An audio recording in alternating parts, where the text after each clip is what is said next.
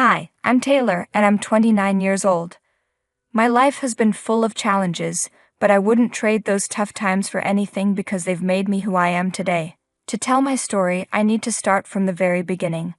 I was born and raised in a small town called Fairfield, Iowa. Growing up, it was just me and my mom. My dad struggled with alcoholism, and from what my mom told me, he couldn't handle life as an adult. I don't remember much about him because he left when I was only 3 years old, and he's never been part of my life since. After my dad left, my mom had a hard time coping. Occasionally, my grandparents helped us financially, which was a big relief. To support us, my mom worked several shifts at a diner owned by Richard and Eleanor Evans. I went to school with their son, Ethan, who later became my ex-husband. At first, Ethan and I didn't get along, but as we grew older, we became close friends. We started dating when I was 16. However, Eleanor never really approved of our relationship and started distancing herself from my mom. The Evans family wasn't very wealthy either, and although the diner was decent, it wasn't doing great. Ethan used to tell me about his parents' late-night arguments over the struggles of the business. Everything went downhill in the summer of 2016. At that time, I was working at a bookstore, determined to save up for college. I had big dreams, even though I came from a small town. But then my mom had an accident. After fighting for her life in the hospital for a month, she passed away. I was devastated. She was the only family I had aside from my grandparents. I felt completely lost. Ethan became my support during this dark time and helped me through it. I decided to leave my job at the bookstore and took up my mom's position at the diner because it paid better. Sadly, I had to give up on my college dreams and focus on surviving since I was now on my own. About 8 months after my mom passed away, while we were closing up the diner, Ethan surprised me with a marriage proposal. I said yes with all my heart. Our wedding was small and intimate, with only a few people. After we got married, I moved in with him and his parents. However, something felt off. Eleanor had always been concerned with wealth and status. I remember my mom telling me how Eleanor used to talk about wanting the diner to thrive and finding a wealthy, well-educated girl for Ethan. It was surprising that Ethan's parents, especially Eleanor, supported our marriage, but at that time, I was too caught up in my grief to think much about it. Even though Eleanor knew about our relationship, she subtly hinted that Ethan deserved to be with someone of higher status. One day, when the diner was busy, one of Ethan's friends visited. I was in the back doing inventory when I overheard Eleanor talking with Miles and his new wife, Sheila. When I came to the front to say hi, Eleanor quickly sent me away without properly introducing me. Later, Eleanor and I had an interesting conversation. "That was Miles," she said. "He recently got married, huh?" "Oh yes, he married Sheila," she continued. "She's an absolute gem, you know. Fantastic upbringing and all. Both her parents are top-notch doctors in Orlando. She's quite remarkable herself, practicing law." "Really? A catch like her is what any man dreams of. Lucky guy, that Miles. I wish my Ethan had that kind of luck." "What do you mean?" I asked. "Well, you know how it is. Sometimes, I just wish Ethan had found someone who's more put together, like Sheila," Eleanor said. "It's funny how Ethan and Miles grew up liking the same things, and look at their wives now. Quite a contrast, huh?" "You know, Eleanor, it's not always about what society thinks. Ethan and I have a history together, and our love runs deep." "Sweetie, love is just a word sometimes," she replied. "You're young, and I get that you're in love. But my love for Ethan is unconditional, and I believe that's the most precious thing in life. If you claim to love him so much, don't you think he deserves someone even better?" When Eleanor looked at me, she said something that cut deep. "With your mom gone and your dad who disappeared who knows when, if it weren't for Ethan, could you even take care of yourself? What do you have to offer?" I know these words sting, but they're kind of true, don't you think? Eleanor's words hurt me deeply. I tried to brush it off, thinking she just needed time to accept me. But her comments stuck with me, and I couldn't shake the anger I felt. Deep down, I started to wonder if there was some truth in what she said. I was pretty insecure back then, which made her words hurt even more. As for me and Ethan, things weren't as good as they used to be. I started to question if he regretted marrying me. There was a growing distance between us, and at first, I blamed it on the struggles we were having with the diner. but there was definitely something changing between us. It had been over a year and a half since we got married, and during that time, Eleanor occasionally made hurtful remarks about my background. Despite her comments, I tried my best to stay calm and focus on strengthening my relationship with Ethan. However, over time, Eleanor's behavior started to change. Her comments became more frequent and more hurtful, and it was clear that something was wrong. She was acting unpredictably, and then one evening at the dinner table, something unexpected happened that changed my life in ways I could never have imagined. "How was your day, dear?" Eleanor asked.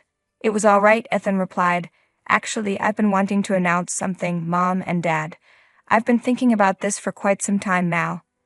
I think I'm going to invest some of my money in Taylor's education. It's always been her dream to go to college, and the diner isn't doing well anyway." The whole dining room went silent when Ethan said that. I was stunned. He hadn't even talked to me about it beforehand. The tension in the room was thick, and even Eleanor looked shocked. It was a sweet gesture, but I wished he had given me a heads up before dinner. "Jesus Christ, Ethan," Eleanor said, clearly upset. "Mom, please don't overreact," Ethan responded. "Richard, why aren't you saying anything? You can't seriously be considering this." Eleanor snapped. "Let's hear Ethan out, dear," Richard said calmly. "Ethan and I haven't discussed this," I added, trying to keep the peace. "Ethan, I think it might be a good idea if we talk about this one-on-one first." But before I could say anything else, Eleanor cut me off. "No, you stop. You don't get to have a say in this. We took your mother in at the diner out of pity after your alcoholic dad abandoned you. She was a single woman with an 8-year-old child and no one to help her. You and your mother were nothing more than a sympathy project. We generously offered her a place at our diner for so long, and now you've managed to worm your way into our house. My son deserved someone better than you, someone from a well-off family. He should be living a suburban life of luxury and sophistication, but instead, you're with him now, living under our roof, leeching off my son's success. Honey, please hear me out," Ethan pleaded as I started to get up from the table. "Don't leave." "I'm sorry, but I've had enough," I said, my voice shaking with emotion. After enduring Eleanor's brutal and painful remarks for so long, I couldn't hold back the tears any longer, despite trying to keep my composure. I excused myself from the dining table and practically ran into the kitchen to get some space. I hovered near the kitchen door, hoping to catch parts of the conversation going on at the table. Through the muffled voices, I heard Ethan's voice rise above the others. "Mom, can't you see what you're doing? I know Taylor isn't your first choice for me. Maybe it started as just a crush, or maybe I felt sorry for her, but she lost her mom and needed someone. Maybe I messed up and confused sympathy with love, but I just can't leave her. She has no one else. I'll admit, our romantic connection has faded, and I've drifted apart from that, but Taylor's in a tough spot. She has nowhere else to go. I've been thinking about paying for her college, and maybe after that, we can figure out the divorce. But I can't just kick her out like that. We've been together since we were 16, you know." "Oh my God, Ethan," I heard Eleanor respond, her voice filled with frustration. "I've seen this coming from the start. Taylor is nothing but trouble. You've let your emotions get the best of you. Pity isn't the foundation for a lasting relationship. You've grown, and it's time to think about your own future. Her problems shouldn't be your burden. You can't fix her life if it's going to ruin yours." I was completely floored by what I had just heard. Ethan had been with me out of pity. My heart shattered into a million pieces. Our whole marriage felt like a sham. At that moment, I knew what I had to do. I had to give him what he seemed to want, a divorce. I made a bold choice to follow my dreams, and it led me straight to Los Angeles. I figured I had nothing to lose. I rented a small one-room apartment, living on a basic mattress, and relied on my writing experience to find work. I aimed to get a job at a restaurant and start this new chapter in LA. After some hustling, I landed a job at a restaurant. I got into the rhythm of living paycheck to paycheck, but I didn't let that slow me down. In a few months, I got a promotion to work directly under the restaurant manager. Life started to improve. I wasn't just scraping by anymore. My hard work and skills were finally being recognized. I eventually moved into the world of high-end hotel management, working at places that catered to celebrities. As my career grew, so did my lifestyle. I traded my simple apartment for a luxurious house. After the heartbreak with Ethan, I had pretty much given up on love, but then Harry walked into my life. We met at my friend Alyssa's extravagant birthday party on a yacht. I was still getting used to all the fancy stuff rich people do. Harry had this magnetism about him, and he made me feel comfortable right away. He treated me with genuine respect and made me feel like I belonged in his world. It turns out he was a big deal in the LA finance scene, with a wealthy family and all that. I was blown away to find out that his dad, Mr. Johnson, was a billionaire. Fast forward to our wedding day, we tied the knot at a stunning vineyard in Los Angeles. Just last month, we celebrated our first anniversary, which felt like a big deal. I'd be lying if I said I didn't think about Ethan and his family during all this time. While I was out here hustling to make a name for myself, Eleanor's words haunted me. I had this constant urge to prove to her that I could be successful on my own terms, and that it was her son who had let me down. Life indeed surprises us in countless ways, and it certainly surprised me last weekend when my father-in-law hosted a party at their sprawling mansion in Bel Air. While I was mingling, my eyes locked onto someone across the room, and my heart started racing. There, serving food, was an elderly woman who looked just like Eleanor. My mind struggled to comprehend the possibility of her being there. I quickly excused myself from the company to process what I was seeing. I made my way over to the lady, and yes, it was her, Eleanor. "Hey, Eleanor," I greeted her. "Hey, stranger. It's been a while," she responded, seemingly unfazed. "It has. What are you doing here?" "Doing the whole catering thing," she replied with a hint of pride. "Can you believe it? Rubbing shoulders with all these high-profile folks." "Well, congrats on that," I said, trying to maintain a polite tone. "Thanks, but honestly, you've got a part in this. We might not have come this far if we were still dealing with some holdbacks." Pretty bold statement. I've always wanted what's best for the family. Sure thing. We shut down the old diner and leaped into the catering world. Ethan came up with the idea, and surprise, it's turning out to be pretty profitable. Now we're crisscrossing the state, catering to all sorts of events and fancy clients. We were in Glendale a few nights ago when Mr. Johnson asked us to cater for his party. You know, I never wished you any ill will, so I genuinely hope you're doing well. How's Ethan? Better than he used to be. Oh, and here's the kicker. Ethan has moved on with his love life and snagged himself a new girlfriend. Usually he accompanies me on these trips, but this time he's off to Hawaii with her. She's a real delight to have around, gorgeous like a living doll. She just seems perfect for my kid. Good for him, I replied, my voice calm. By the way, Eleanor, what are you doing here? Who called you here? I'm sorry, but you're too poor to be here. You haven't changed at all, have you? Forget about me, look at you, still trying to get your way around the rich. Old habits die hard, sweetheart. He'll always be that girl from Fairfield, the one with nothing to offer. I'm here because I belong here, just like anyone else. No one called me. I came here with Harry, my husband, and also Mr. Johnson's son. Eleanor's face displayed a look of shock, but she quickly composed herself, maintaining her usual mean demeanor. Don't think he'll stick around forever. People like you never stay for long. Eventually he'll see that he deserves someone better, someone from his world. Harry is just Maeve. You have no idea how far I've come. I have a name in the hotel industry now, and never mind, you know that your wealth doesn't define you, just as my past doesn't define me. I've worked hard to build a life for myself, and I'm proud of where I stand today. Well, aren't you full of yourself, she sneered.